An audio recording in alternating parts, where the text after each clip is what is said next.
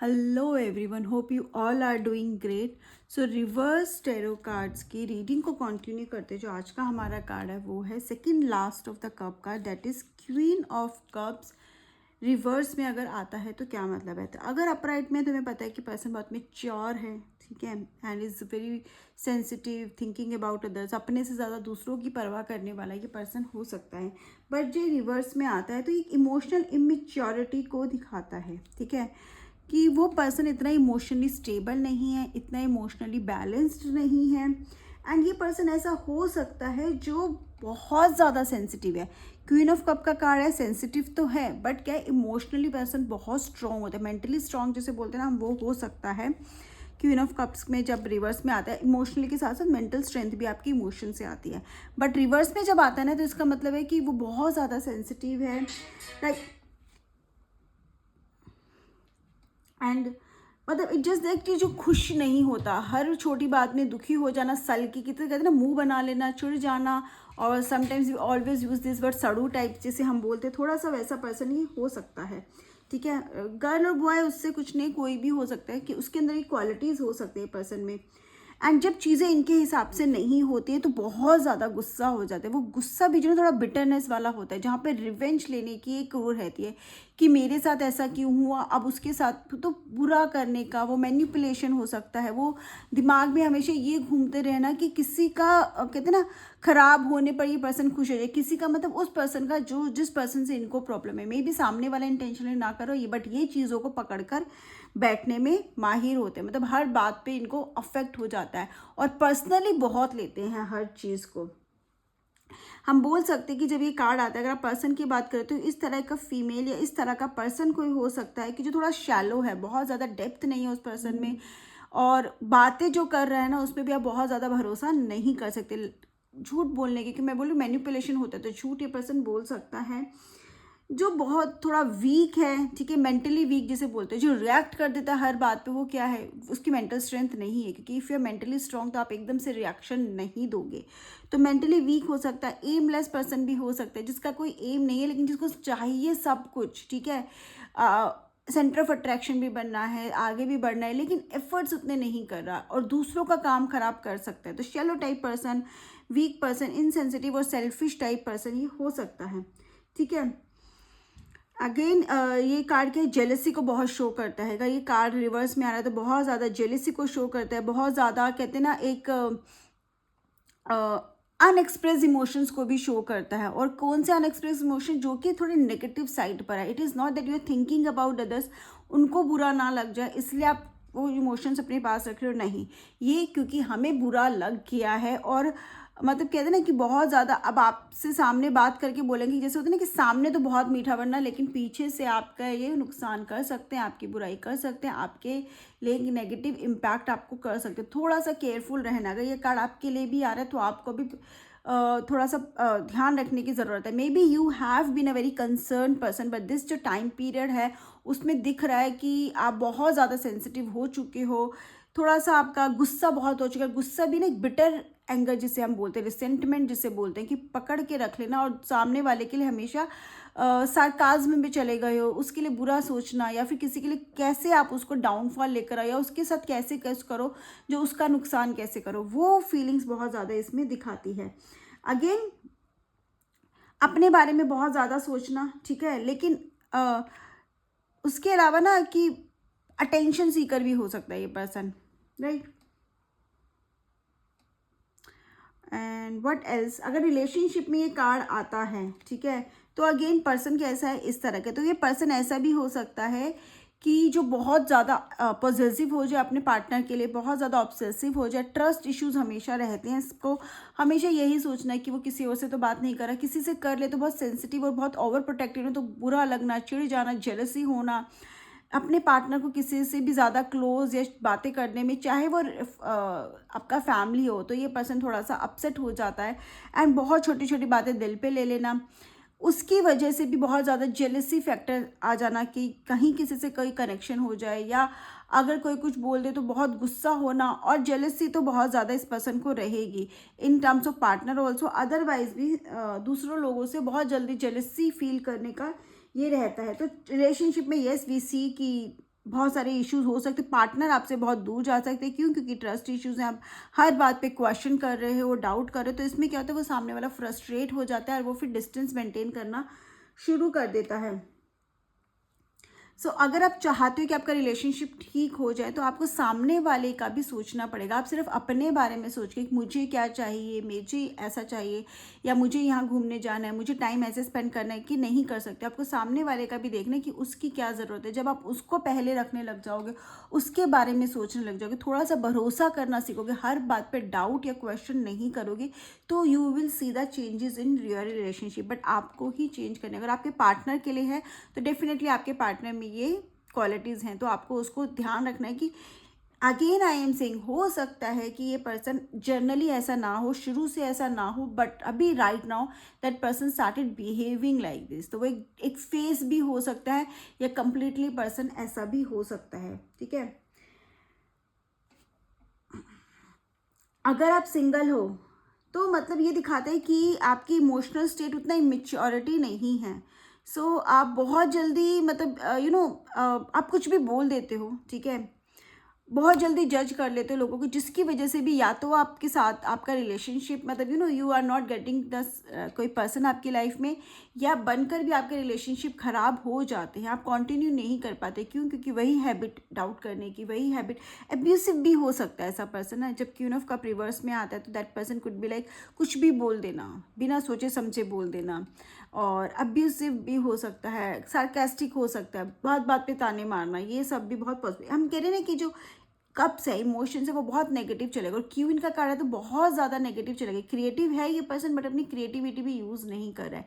In fact creativity जो अपने ideas हैं वो भी कहाँ है, नेगेटिवली ही इन्फ्लुएंस्ड है। किसी का गलत कैसे करना है, किसी के लिए बुरा सोचना है, किसी को नेगेटिवली कहते हैं ना कि किस तरह से उसका नुकसान हो जाए, उसमें ज़्यादा दिमाग चला रहा है। तो हो सकता है, I am not saying this person is not creative, but वो क्रिएटिव भी कहाँ जा रही है, नेगेटिव एस्पेक्ट में ज़्यादा आपको दिखेगी, रेदर देन इन पॉजिटिव और कहते हैं ना कंस्ट्रक्टिव वे में कम दिखेगी, डिस्ट्रक्टिव वे में ये ज़्यादा दिखती है। ये पर्सन है ना, आप देखोगे कि मे बी जो कंपनी भी है ना, सराउंडेड भी है ज़्यादा नॉट वेरी गुड पीपल जिसे हम बोलते हैं, जिनका थॉट प्रोसेस भी थोड़ा सा नेगेटिव होता है, उनसे ज़्यादा सराउंडेड ये पर्सन हो सकता है। सुपरफिशियल हो सकता है ये पर्सन की बातें करना, बट उनको मतलब नहीं करना, ठीक है, देयर इज़ नो मीन, बड़ी बड़ी बातें करना बट उसके लिए एक्शन नहीं लेना। अनफेथफुल हो सकता है, बहुत लैंग्वेज बहुत बिटर हो सकती है, बहुत ज़्यादा स्ट्रेट फॉरवर्ड होना विच इज़ वन थिंग, लेकिन एकदम से किसी को गलत बोल देना, या कुछ भी ना कहते हैं ना ऐसा बोल देने जो हमें पता है सामने वाले को हर्ट करेगा, which is another thing, right. तो जिसे हम बोलते हैं कि यस, ये पर्सन गलत बोल सकता है, और एक कहते हैं ना एक जहर उगलना जिसे बोलते हैं, वो भी आप पॉसिबिलिटी है इस पर्सन के साथ हो सकती है। अगर फाइनेंस में ये कार्ड आपके पास आ रहा है तो फाइनेंशियल स्टेबिलिटी पे आपको थोड़ा सा फोकस करने की ज़रूरत है, क्योंकि there is no financial stability basically, ठीक है, क्योंकि आप अपने आप से डील कर रहे हो। You are like you are not being happy, you are not being like rational, and obsessive shopping हो रही है, क्योंकि क्या होता है ना कि हम इमोशनली इनबैलेंस है, तो हम क्या करते हैं उसके लिए थेरेपी की तरफ शॉपिंग पे चले जाते हैं। तो वो शॉपिंग भी क्या हो रही है, बिना मतलब की हो रही है, ठीक है, बट आपको थेरेपी की ज़रूरत है, obviously you should go for the therapy. And also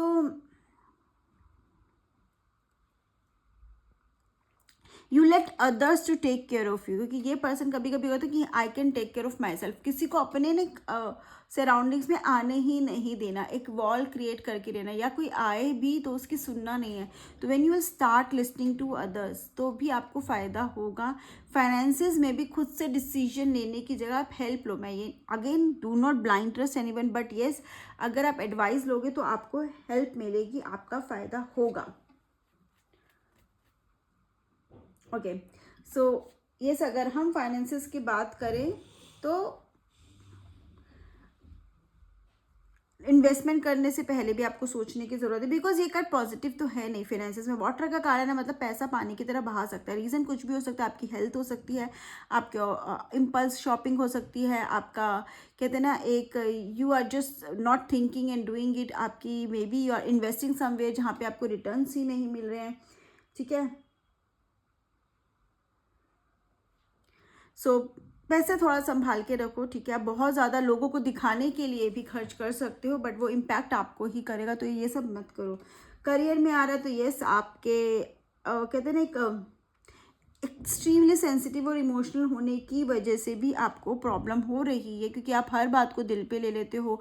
कहीं पर आप बोल पाते हो, कहीं पर आप कुछ कर नहीं पाते, तो वो क्या है, तो आपको इमोशनल स्ट्रेस बहुत ज़्यादा दे रहा है। तो आपको बेसिकली थोड़ा प्रैक्टिकल होने की ज़रूरत है। इतना ज़्यादा ओवर थिंक करना, इतना ज़्यादा किसी ने क्या बोल दिया उस बात को पकड़ के बैठने से कोई, क्योंकि वो सामने वाला नहीं चेंज होगा, आपको ही अपना एटीट्यूड चेंज करना पड़ेगा। अगर आप करोगे तो ठीक है, अदरवाइज आप बहुत ज़्यादा कहते हैं ना, एक वो हैप्पीनेस फील नहीं कर पाओगे, आप कनेक्टेड फील नहीं कर पाओगे, हमेशा अलग अलग से फील करोगे।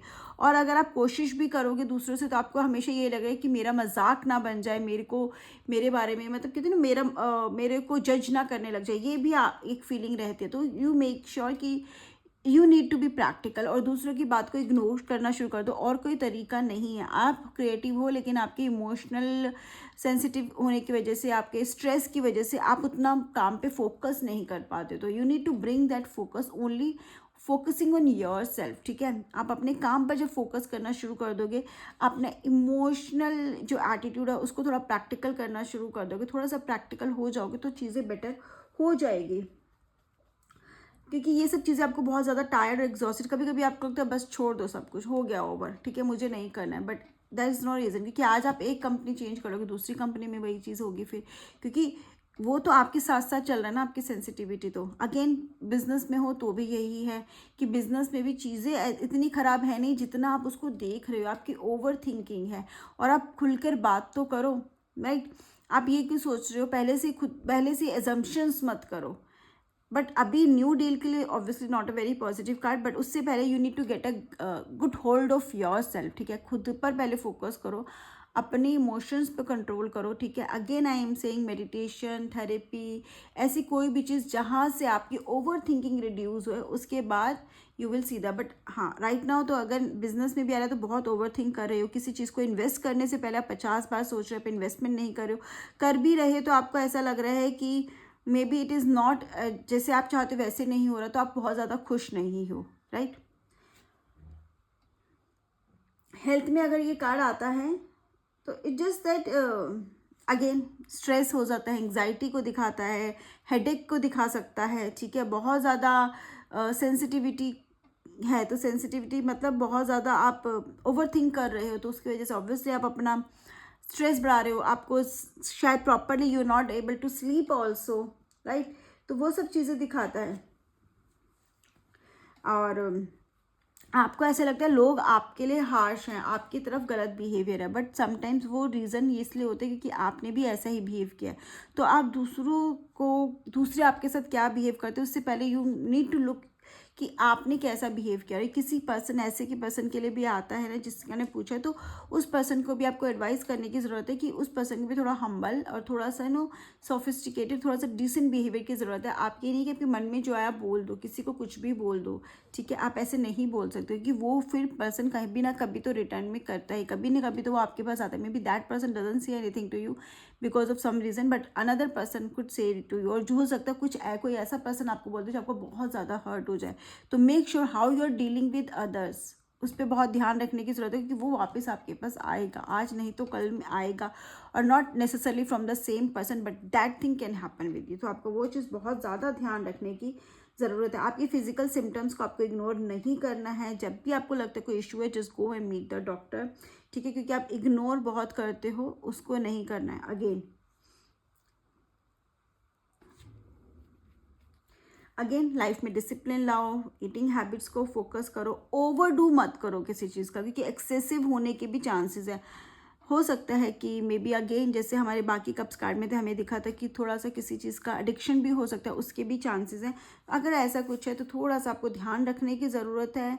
हेल्थ इश्यूज़ हैं तो डॉक्टर से मिलने की ज़रूरत है। तो अगर ये रिवर्स में कार्ड है तो हमें पता है कि obviously this is not very positive card. It shows the selfishness, jealousy nature, and also that person थोड़ा सा ना इमोशनली इम्बैलेंस है। तो रीज़न जो है ना सबका उसका यही है कि इमोशनली इमेच्योर है, ठीक है। अनबैलेंस भी नहीं बोलेंगे, इमेच्योर बोलेंगे। तो थोड़ा सा ग्रोथ की ज़रूरत है। कैसे होगी वो growth? To understand others, to दूसरों की एडवाइस सुन के, दूसरों से बात करके, दूसरों को समझ के हम वो एक अपना इमोशनल लेवल ग्रो कर सकते हैं। प्लस अगर पॉसिबल हो तो मेडिटेशन करो, उससे भी आपको बहुत अच्छे रिजल्ट्स मिलेंगे। So this is what I understand with the queen of cup reverse card. अगर आपके क्वेश्चन हो please let me know in the comment section. Bye bye, have a great day, take care.